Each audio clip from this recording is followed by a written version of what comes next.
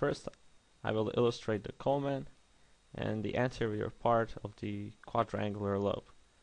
This is the culmen, and this is the anterior part of the quadrangular lobe. The anterior part of the quadrangular lobe ends here with the primary fissure. Then we have the posterior part of the quadrangular lobe, and as I said, this over here was the primary fissure. Then we had the clive somewhere over here, and the folium over here.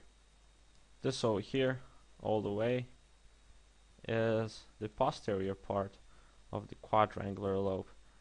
As I said in the last video, this in the middle is the vermis. Then we have the posterior superior fissure over here that divides the posterior part of the quadrangular lobe from the superior semilunar lobe. And then we have the horizontal fissure.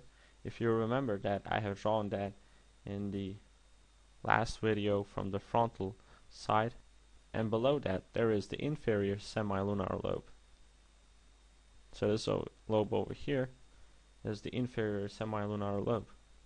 Now I photoshopped this a little bit again, and let's write this all down. This was the anterior part of the quadrangular lobe.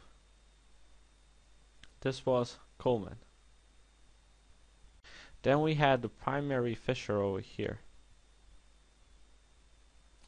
Then comes the clive and the folium somewhere over here.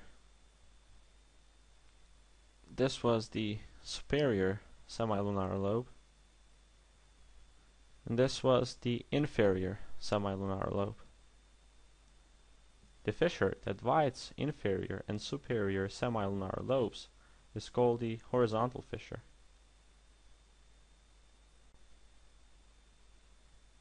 This was a video about the cerebellum from the cranial point of view.